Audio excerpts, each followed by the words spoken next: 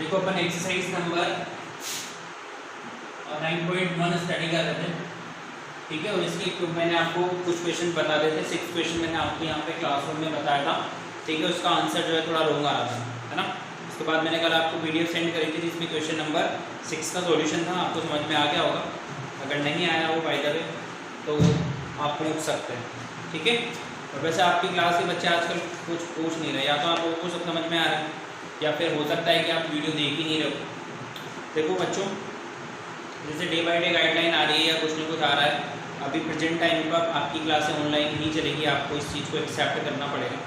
जैसे भी आपको समझ में आए आपको समझना है, ठीक है। और वैसे गवर्नमेंट ने पहले 30% कोर्स रिड्यूस कर दिया है, तो थोड़ा सा रिलैक्सेशन आपको मिल चुका है। तो आपको जो जिस तरीके से जिस वे में आप पढ़ रहे हो वैसे आपको पढ़ना पड़ेगा, ओके। चलो टाइम वेस्ट नहीं करते हैं, तो क्वेश्चन नंबर 9 स्टार्ट करते हैं।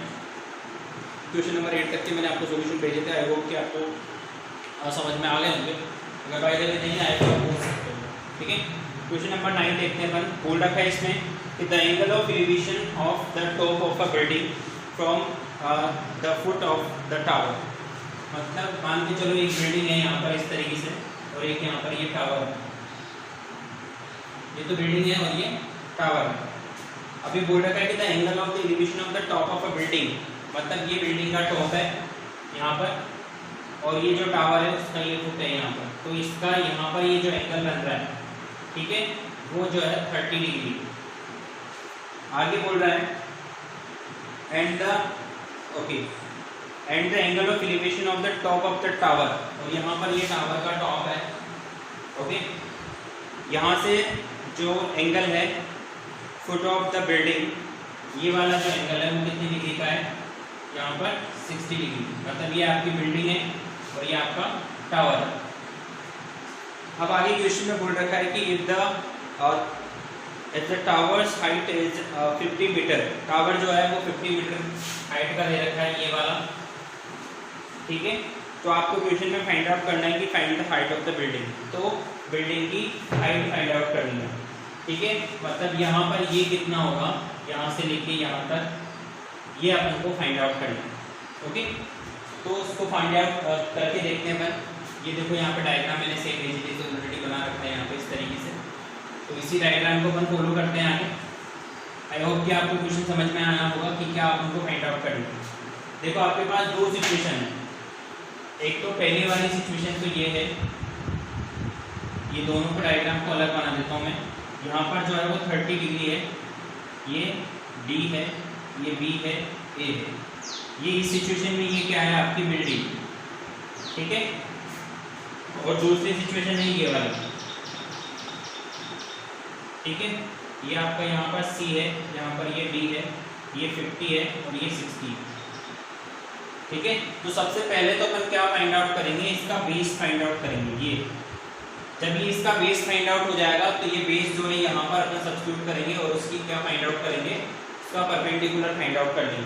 तो सबसे पहले इस डायग्राम से लेते हैं अपन, यहाँ पे लिखेंगे, ठीक है। ABCD लिख रखा है अपन ने कि देखो इस वाली सिचुएशन में 10 60 डिग्री जो है अपन को दे रखा है।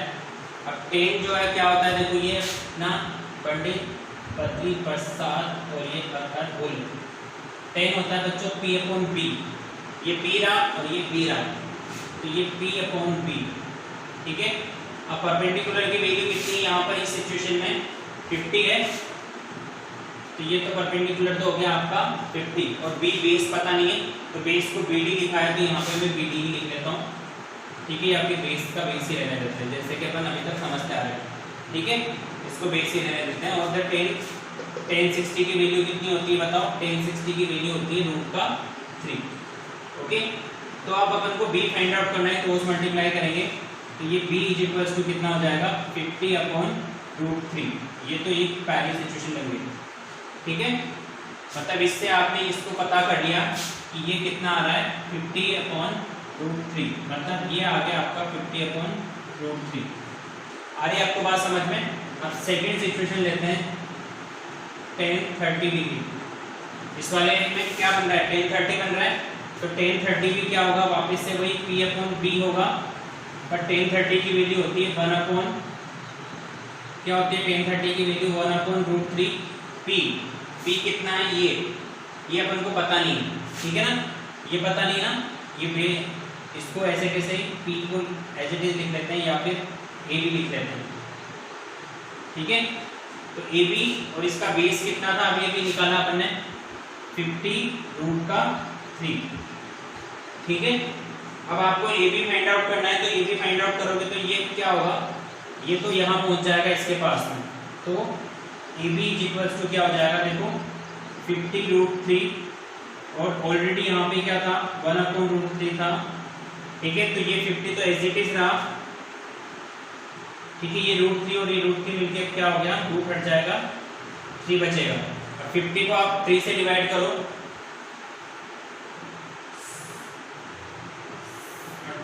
ऐसे आएगा 16/2/3, ठीक है।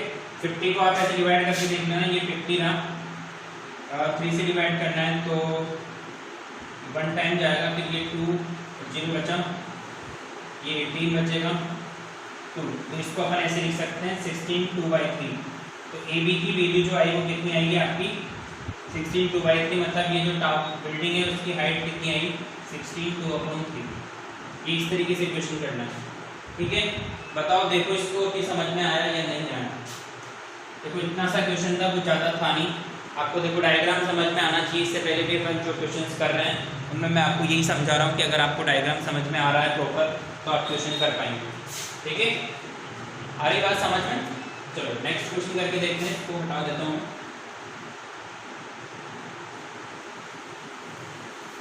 देखो यहाँ पे ये जो बोर्ड है और ये जो डस्टर है तो ऊपर नहीं बैठता है इसमें, तो मैंने बहुत सारे डस्टर यूज करके देख लिए डिफरेंट टाइप। अगर आपको काइंड में कोई ऐसा डस्टर हो जो वाइट बोर्ड को इरेज करने में काम आता हो तो आप मुझे सजेस्ट कर सकते हैं, ठीक है ना, क्योंकि घर की बात है ना, तो यू कैन सजेस्ट मी कि सर ये वाला डस्टर बेटर रहेगा। कौन सा डस्टर यूज करें आप बताओ। सब तरह के डस्टर यूज करके देखे मैंने, पर इससे प्रॉब्लम मिटता ही नहीं। एनीवेज नेक्स्ट क्वेश्चन करते हैं हम। क्वेश्चन नंबर 10 करके देखते हैं। क्वेश्चन नंबर 10 में देखो डायग्राम समझाता हूँ मैं आपको कि क्या है क्वेश्चन नंबर 10 के अंदर। बोल रखा है इसमें कि the two poles are equal height are standing opposite each other on either side of the road, ठीक है।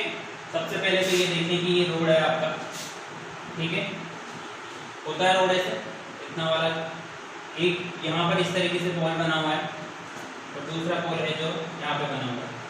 साइड के पोल होते हैं ना आपकी, ये वाले रोड के दोनों साइड हो सकते हैं। अब बोल रखा है कि दोनों की हाइट जो है वो इक्वल है और इन दोनों की जो डिस्टेंस है वो भी 80 मीटर है। ये रोड की जो वाइड है, मतलब आपका जो चौड़ा रोड है वो 80 मीटर वाइड है। बोल रखा है from a point between them on the road. अब इस रोड पे कहीं पे भी एक पॉइंट है, मान के चलो मैं यहाँ पे कोई पॉइंट ले लेता हूँ, बिटवीन देम बोल रहा है, ऐसा नहीं है कि उनके बीचों बीच होगा, इस रोड के बीच में कहीं पर ऐसा है, ठीक है। एक पॉइंट है जो बोल रखा है कि the elevation of the top of the poles are 30 and 60। तो एक का जो एंगल है ये वाला वो तो कितना है 30 डिग्री है और दूसरे का जो एंगल है वो कितने डिग्री है 60 डिग्री, ठीक है। बोल रखा है find the height of the poles and the distance of the point up from the poles. अब आपको ये फाइंड आउट करना है कि जैसे ये डिस्टेंस कितनी है, ठीक है, कि एक पोल की दूसरे पोल से डिस्टेंस कितनी है, और ये भी फाइंड आउट करना है कि ये जो पोल आपको दे रखे हैं उनकी हाइट कितनी है, ठीक है। क्वेश्चन समझ में आया आपको कि क्वेश्चन क्या चाहता है, ठीक है ना। अब मैं इसको ये जो रफ डायग्राम था इसको थोड़ा कन्वर्ट करता हूँ प्रॉपर में, जो कि अपन को क्वेश्चन में हेल्प करेगा कि किस तरीके से अपन को क्वेश्चन करने हैं, ठीक है। इसको मैं यूज कर रहा हूँ वापस।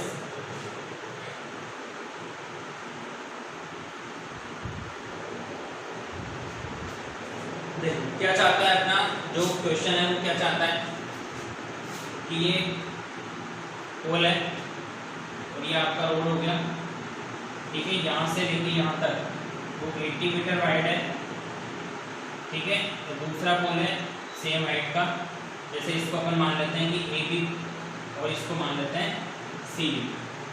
यहाँ से इसका जो एंगल है इधर की साइड वो जो है 60 डिग्री है और यहाँ से जो ये एंगल है वो 30 डिग्री। यहाँ पर ये जो पॉइंट है ये आपको फाइंड आउट करनी है। जैसे मान के चलो ये BO फाइंड आउट करना है, दूसरा ये फाइंड आउट करना है, ठीक है। तो समझना है यहाँ पे आपके पास दो सिचुएशन है। पहली सिचुएशन तो ये वाली, ठीक है, कि OD और 30 डिग्री का एंगल बन रहा है और यहाँ पर ये, ठीक है। तो आपको क्या फाइंड आउट करना है, ये भी फाइंड आउट करना है और ये भी फाइंड आउट करना है। आपको किसी के बारे में दे नहीं रखा है, बस ये बोल रखा है कि ये AB और CD जो है वो इक्वल। दूसरी सिचुएशन में आपको क्या करना है, दूसरी सिचुएशन में ये आपका इस तरीके से डायग्राम है, यहाँ पर 60 डिग्री दे रखा है, ठीक है, ये AB है और यहाँ पर ये O पॉइंट है, BO, मतलब एक तो ये रहा, एक ये।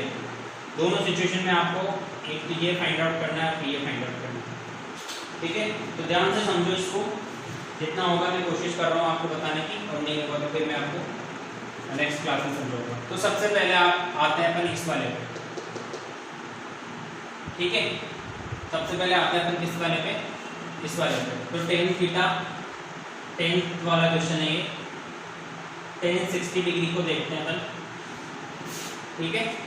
tan 60 डिग्री देखें तो tan क्या होता है, जैसे अपन ने लिखा था पंडित बद्री प्रसाद और ये मरहर बोले, P/B होता है, P/B। अब यहाँ पे P अलग है तो इस P को मैं लिख लेता हूँ। देखो tan वाला लिख रहे हैं अपन, तो ये P, इसका P कौन सा वाला होगा, ये, और इसका B क्या होगा, ये। तो P में तो क्या लिखेंगे, ये AB/BO, ठीक है। और tan 60 की वैल्यू कितनी होती है, tan 60 की वैल्यू होती है √3, तो यहाँ पर ये √3 लिख दिया। और ये वाली लाइन समझ में, देखो इस P को AB बोला है और ये वाला पार्ट BO, ठीक है। तो यहाँ से अगर मुझे BO की वैल्यू फाइंड आउट करनी है तो क्या होगा, ये AB, ये √3 कहाँ पहुँच जाएगा, इधर पहुँच जाएगा।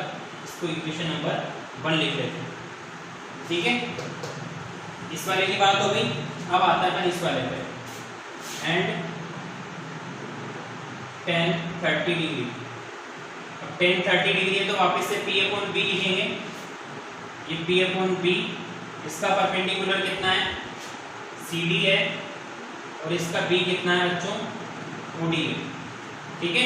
यहाँ से लेके ये वाला पार्ट OD और यहाँ से लेके यहाँ तक ये CD। अब tan 30 की वैल्यू होती है 1/√3, ठीक है, CD। ये अपन को पता नहीं है, पर ये दोनों जो है वो इक्वल थे, दे रखा था क्वेश्चन में कि हाइट जो है दोनों की इक्वल है। तो इस CD की जगह पर भी मैं क्या लिख रहा हूँ, AB लिख रहा हूँ, ठीक है। और OD, ये वाला पार्ट जो है OD है, तो इसको OD को क्या लिख सकते हैं अपन, इस पूरे में से 80 में से BO को अगर आप माइनस करोगे तो OD मिलेगा या नहीं मिलेगा। देखो इस पूरे में से इस वाले पार्ट को आप माइनस करोगे तो ये मिलेगा नहीं मिलेगा, मिलेगा। तो OD को आप क्या लिख सकते हो, 80 माइनस BO लिख सकते हो। क्या लिख सकते हो आप, 80 माइनस BO लिख सकते हो, ठीक है। तो ये लिख दिया यहाँ पे। अब क्या करेंगे, देखो इसको तो कहाँ भेज रहा हूँ मैं, इधर भेज रहा हूँ, क्रॉस मल्टीप्लाई करते हैं। 80 minus BO is equals to AB और √3, ठीक है। देखो यहाँ पे ये इक्वेशन नंबर 2 आ रही है, समझ के बाद वापस से समझो एक बार। सबसे पहले जो अपन ने लिख रखा है, देखो यहाँ पे इस वाले डायग्राम के बारे में लिखा, tan 60 ये रहा, फिर इस वाले डायग्राम के बारे में लिखा ये रहा। अब equation by 1 and 2, equation 1 and 2, देखो इस BO की वैल्यू यहाँ से इसमें सब्स्टिट्यूट कर देंगे।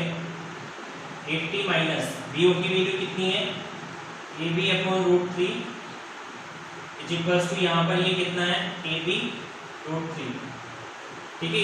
इस इक्वेशन में देखो ये तो एज इट इज है, ये रहा, इस BO की जगह पर यहाँ से इस BO की वैल्यू AB/√3 लिख दी यहाँ पर, ठीक है।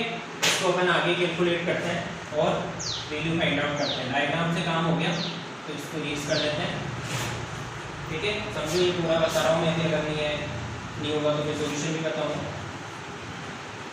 देखो इसको क्या कर रहे हैं आप, यहाँ पे √3 तो जो है वो एलसीएम ले लेते हैं, तो ये कितना हो जाएगा बताओ, 80√3 minus A B as it is है इज इक्वल्स टू ये ए बी यहाँ पे ऑलरेडी है यहाँ पर, इस √3 को इधर भेज देंगे तो ये 80√3 minus A B is equals to A B और √3 और इस √3 के पास मिलके कितना हो जाएगा 3, इस 3 को भी यहाँ भेजेंगे तो ये ए बी प्लस 3ab, इधर क्या बचा 80√3 तो ये हो गया 4ab, ठीक है 80√3, इस 4 से 80 को काट देंगे इसमें 20√3 बचेगा, मतलब ये जो ab आई है ये वाला ab जो आया उसकी हाइट जो है वो कितनी आ गई 20√3 आ गई, ठीक है।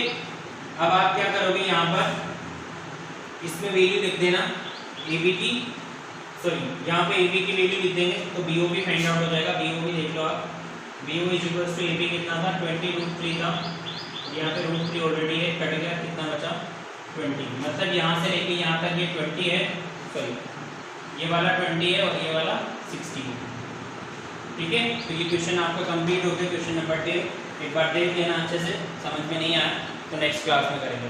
ओके बच्चों, थैंक यू।